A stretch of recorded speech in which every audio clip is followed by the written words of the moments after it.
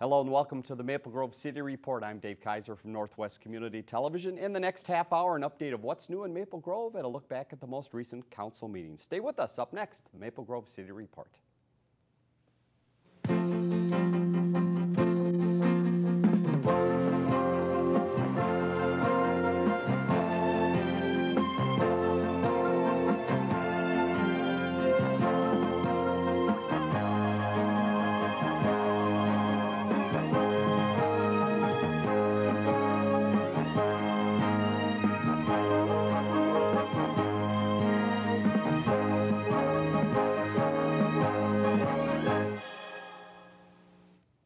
And thanks again for joining us on the Maple Grove City Report. Al Madsen, City Administrator, joining us. Welcome again, Al. Thanks, Dave. We have a lot to talk about, a rather short meeting to tell you about, although we did have some new firefighters that were sworn in, but also some information before we get to that of what's new in town. Give us the latest. What are we looking at community, business-wise in the city of Maple Grove here as we march into February? Well, a few things. Aldi's. It's under construction out by the hospital, and Cambridge Suites, they are going to be opening. The plan is April, sometime maybe later April. So, and that's been a little bit of a long time coming. They had talked to the city, was it a year? Yeah. 2 years ago now? It's been a while, right? There's no doubt about that. Whirly Ball. I get a number of inquiries from people wondering what is Whirly Ball, but more so when is it going to open? They are renovating the former Mann Theater. And so the building process is going a little bit slower than they originally anticipated. So my assumption is that Whirly Ball probably will not be opening until we're looking at maybe May or June or something like that. But it's coming along, but it's coming along slowly. So they will be redoing the outside of the building as well, so it has a new look to it as you go in? Right. They've been going to work on both interior and exterior of it. And the interior is a little more difficult because it's a former movie theater, and the floors slant down, and so obviously they had to do quite a bit of interior work to get the floors level and things like that. So understandable. But they've been hard at it. Goodwill is putting the second Goodwill store in Maple Grove, just right on a separate lot by Whirly Ball. My assumption is that Goodwill probably will be opening sometime in the 90 days or something like that. As far as I know, they haven't set any particular opening date. So. Okay. It does look like that building has moved along rather quickly. Yes, I think it they has. probably have built a few of those in the past and know the pattern. Yep, that's right. Whole Foods. Whole Foods has submitted a permit for their new facility in what used to be the Ultimate Electronics. And so that process is moving along. Time frame on that? Have they given you any idea? No. I know there's a lot of people that are anticipating that opening. There is. They have not given us a time frame. I'm sure that it's probably going to take them several months to, again, there's a lot of interior work that has to be done. Right. Certainly not to the extent of the former movie theater. We got an application from FedEx. FedEx is proposing to build an approximate 300,000 square foot distribution center. Just on the south side of Weaver Lake Road and to the west of Jefferson Highway. On the other side is UPS. Right, I was going to say a little competition going on here. So we found that quite interesting, but there's a 35-acre parcel there, and they are going to take the entire 35 acres because some of it will involve a stormwater pond and, again, with 300,000 square feet. So they've submitted an application. That'll be coming to the Planning Commission. I think that's scheduled to come to the Planning Commission toward the end of February. Okay. So if I remember right. Is this a relocation of a building or employees from elsewhere in the metro area or brand new and possibly new jobs? Well, they have a facility now in Maple Grove. It is just on the south side of Elm Creek Boulevard on the west side of 169. They're leasing space there. Okay. So what they'll be doing is vacating that lease space and then moving into their new space. So those employees there will transfer, but our understanding is that they will have the hiring sign out for a large number of new employees. Absolutely. Good news. You bet it is. The Duffy project, that was a project that's an affordable housing project. The city council approved last year, and it's a two-phase, 50 units the first phase, 50 the second phase. That will go in the area of just across from Hemlock and Zachary. There's a senior project. There's now the Right. Arbor Lake Senior. It'll be just, I would say to the right side of that, right at the corner there of Arbor Lakes Parkway. Okay. And they've come in for their first phase, which is 50 units. And I don't have a time schedule as to when they would have the first 50 completed, nor when would they start the second 50. But they do have approval for 100 units there. So. And is this something, again, that they're starting to ask people if there's interest as Oh, far yes. as signing up? I would guess this type of a property is going to be very sought after. It will be. John Duffy has a stellar reputation. I've known John for probably 30 years, and I've worked with him on a number of different things. And he's just got an excellent reputation there, runs a very, very wonderful, all of his developments are great. He maintains ownership of all of them. And I said to him one time, do you ever think about selling off some of it? Because he's got a lot of... Yeah, and that's unusual these days Right. to do that. And he says, that's my retirement plan. So owning all of these units is his retirement plan. So we're looking forward to that one to start, because that'll be a very nice addition there. I think that's about it for the Southern Bank. I think their application is going to be reviewed by the Planning Commission at the end of this month as well. They're going to be locating over by Costco, Right. Great Southern Bank. So, let me see. I think that might be it.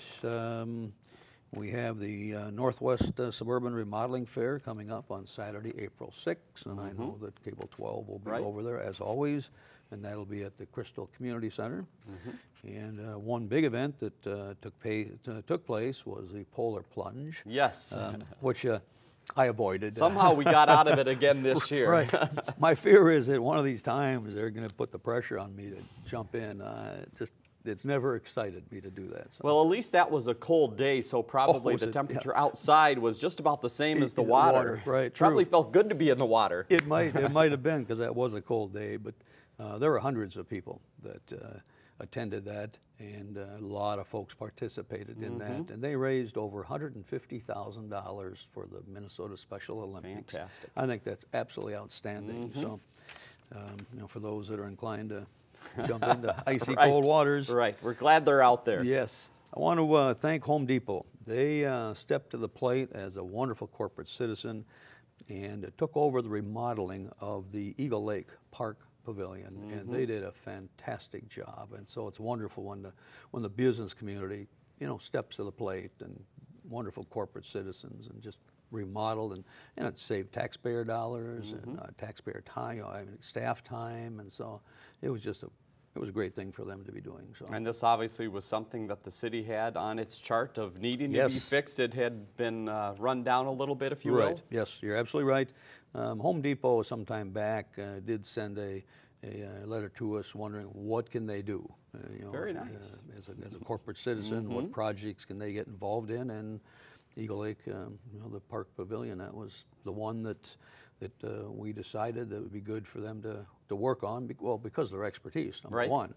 And so they took the bull by the horns and they ran with it. So. What does that facility have in it for people that maybe haven't been there? What would they see if they go there and try to use it? Well, they'll obviously see the interiors have improved dramatically. It's in a wintertime warming house, and there's a lot of seating facilities in there, and folks like me that I don't skate, but I like to get outside and walk, and so. And then just the exterior was updated. The roof was repaired, things like that. So they did a nice job. Congratulations to the Maple Grove High School dance team. They won their section dance team competition, and they're going to the state on February 15th. Very good. They have quite a tradition in the world of dance team competition. They sure do. So good for them. Without a doubt, right. I think one thing that we did touch on, maybe at the last show or maybe the one before that, was the federal furnace requirements that the Department of Energy had submitted new requirements. So if an individual needs to replace their furnace, the requirements would really be quite onerous on the residents. It would, first of all, cost more for the furnace, but secondly, in many cases, it will cause a lot of remodeling to accommodate the new furnace. Right. The feds have backed off on that, and so everybody should still be striving for an energy efficient furnace. I mean, that's utmost critical, but the standards that they had set forth really would have posed severe problems on folks that wanted to replace their furnace. And so the thing is, I think it was to take effect, I believe it was either March 1st or May 1st, might have been May 1st.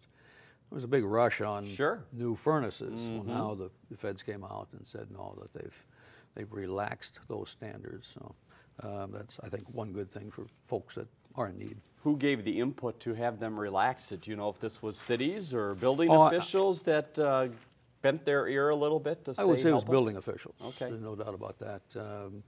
And actually, the furnace companies themselves, I mean, they obviously want to sell furnaces, but it had a ripple effect. And I think that's what the concern was, that it was more than just replacing a furnace.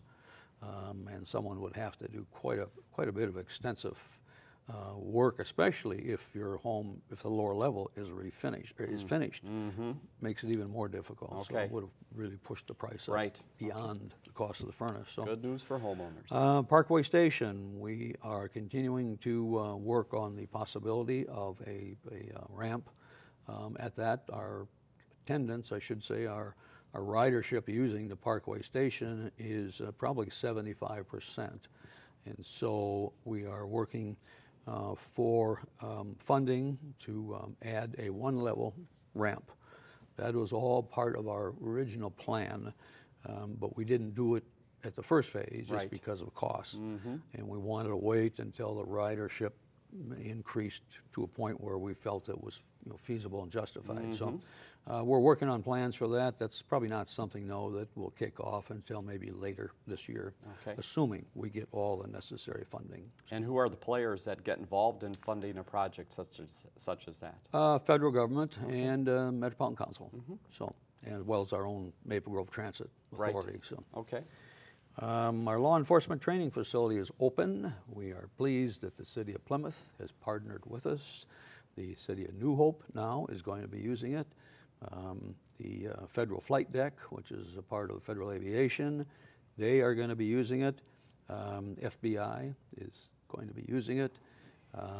We will be opening it up for public use, but our goal had been to try to open it up for public use somewhere around the first part of March. That's not going to happen. We probably are looking at April or May or something like that. And this will be used for those that are involved in firearm training and things like that. So, but it will eventually also accommodate public use. Very nice. So we're happy with getting that going. The council meeting was, as you say, it was relatively short. There was only 2 items really. Most stuff was on the consent agenda. The one nice thing is that we had the swearing in of 2 new police officers. We've had a couple of officers that are retired, Sergeant Dan Bernier and Officer Mike Hellman retired, and so we're replacing those positions. The 2 new officers, and I've got to check their names because I don't want to call them something that I shouldn't call them. And Officer Aaron Schoening and Angela Selman were sworn in this past Monday night at the council meeting, and so they're going to be very, very good to work with. I believe, if I remember right, that Angela was a CSO with us, and then became a police officer. And Officer Schoening, he came from the Federal Reserve Bank, where he was a police officer with the Federal Reserve Bank. So it's always great to see the turnout of family and friends, as well as fellow officers. The room was packed with fellow officers and family and friends, and so it's always nice to see that. I always kind of chuckle when we'll ask to have either their husband or boyfriend or father, mother, whatever, pin the badge on them. The fabric of police shirts, it's thick. I mean, it's very difficult, and so it's always, you're always seeing them trying to get the pin. Trying not to stab people. Right, through the fabric. And so, but that was very nice ceremony, and so we're happy to have them on board. So. We did set a public hearing for the first meeting in March as it relates to a commercial revenue bond. This actually has no impact at all on the city or its taxpayers. Goodwill, the second Goodwill, is looking to use commercial revenue bond financing, but it does not affect us. They're using the city of Osseo. But since the project is in Maple Grove has to sign off on a resolution. Okay. Just saying that's okay. And so we set a public hearing for the first meeting in March. And again, it doesn't have any impact on us. It's just a formality that we have to go through. And, and the formality, or the real, item is with the city of Osseo. Okay. Maybe a couple other things here. Rush Creek Crossing and 105th will be closed for a while, so it'll be open to just local traffic, but not through traffic, because there's going to be quite a bit of work that's going to be done on that. Starting, I think probably sometime, I'm not certain about the time frame, but sometime this year, there'll be pavement preservation on 694. And then in That's always an exciting time. It sure is, right. And then in 2014 is when that so-called third lane on 494 will start. And that's just, it shouldn't even be called a third lane. I think they call it a dynamic lane, which means they'll be paving a shoulder. Right. And then, so it'll be a 3-lane during the rush hour times, only during the rush hour times. We'll see how that goes. It's, as Plymouth says and as we say, it's probably better than nothing. Right. But we would have rather had a true third lane. So, we did conduct a public hearing for our community development block grant funds.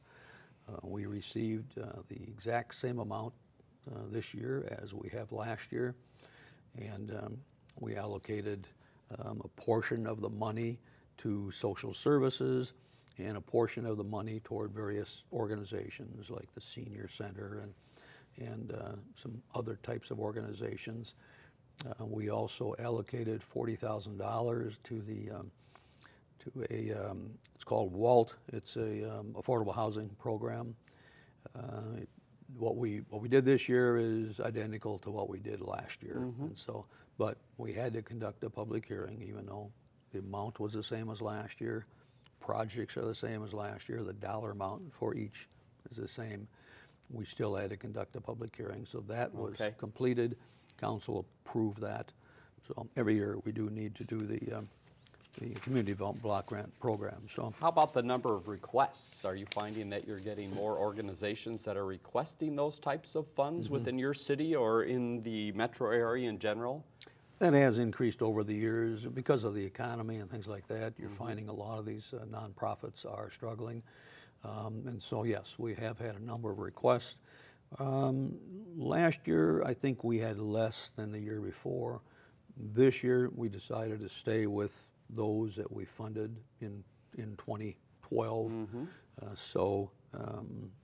But yes, you're right. We do get requests, and they do. It seems to kind of go in streaks at times as well. So, but I believe that was about it. It was just a 20-minute meeting, and everything went smoothly. We did talk a little bit about, again, the law enforcement training facility, and I know that there's a lot of folks from the public that have been knocking on the door wondering when it's going to be available for public shooting. And so we will get around to that as soon as we can, but it's a great facility. I think the contractor did a good job, and I think all the subs did a good job, and it's just a wonderful facility. So I was there shooting a few weeks ago to test it out, and I don't think I tore up the walls too bad with my aim. That's good. So it's a nice facility, and it's when you build these, and this was one that burned down right. a couple of years ago, so it's been a long process. So we decided to move ahead on it. The county did not participate with us like they have in the past, and that certainly is their choice. And so we moved ahead anyway, feeling that we're going to find others to fill that gap. Little sleepless nights at times because my finance director and I were always wondering, are we going to find enough people? But we have. The city of Plymouth has stepped forward as a partner, and again, New Hope and FBI and the Federal Flight Deck, and there are other agencies out there that I know for sure in 2013 are going to come and use it at an hourly rate, but probably in 2014 will enter into a contract with us, for more than just an hourly rate. So it's a well-needed facility. So. Couple other questions as we've got a few other minutes here with the short meeting. How about the weather lately? How does the city react to this weather? I suppose you probably have some departments that are very happy that there's not much snow, the plows, some of those people, and the park and rec people that are probably rather upset that there's not much snow and it's hurt some programs in the rinks. How does that talk go in the city about the weather through a winter like this? Well, for one thing, it's nice on the budget. But secondly, yes, the park and rec, they flood the rinks, and then we get a warm spell, and you got to go out and smooth it all when they start to freeze again. Public Works, you have a lot of folks that are happy that yes, they don't have to be out plowing snow. You have others that love that overtime, and so and you have some that even if they were not getting overtime, they love to be out plowing snow, and so it's impacted those. I would guess for the fire department too, a little bit of impact there with fire hydrants, probably not such a problem this year. Right, I was going to mention fire as well because we always encourage people to either shovel or snow blow around the fire hydrants because that makes it obviously critical for our crew to get to the fire hydrants and hook up the hoses. And so, but this year so far, we haven't had to worry about that because we can still see the fire hydrants. So that's nice too. For those departments that are out on the streets on a regular basis, like police and fire and public works, and the limited snow so far has been kind of a blessing. Yes, and it's obviously helps with the bottom line too in our budget. And as you look ahead to spring, then when the snow finally does disappear, what does that mean for the streets? Have any of your departments done any estimating on good winter, bad winter so far for streets or some of the infrastructure that the city has? Well, once the snow disappears, then it's pothole time, and the I haven't seen many. Yes, true. Yes. Even with the snow off the road, so I would guess it's probably been a decent winter. For it has. But as you get a little bit further, February, March, you'll have that constant rise and fall. The temperatures will go down, then they'll come up and down and up, and that has such an impact on the streets, on the pavement. And so, my guess is that once spring comes, and my philosophy is that as each day gets us closer to spring, we'll find that there's a number of potholes out there, and there'll be a number of streets that will develop cracks just because of the constant heaving and non-heaving. So exactly. Yeah. So, all right. So. But it's nice right now anyway because it's had a positive impact on the budget because we haven't been out. We've been out snow plowing. Right. But we haven't had to be out plowing 15, 20 inches, 30 inches, whatever the case may be. So what do you do with all that leftover salt?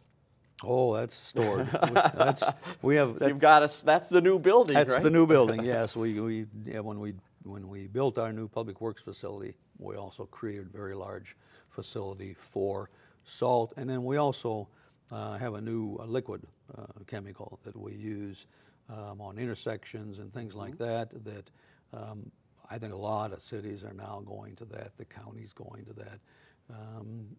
It doesn't like. Well, I think you throw salt down and everybody worries about the rust. And, sure. This particular liquid stuff does not do that. It tends to last longer, And you can put it down, you know, in most conditions, you can put it down on a fairly regular basis.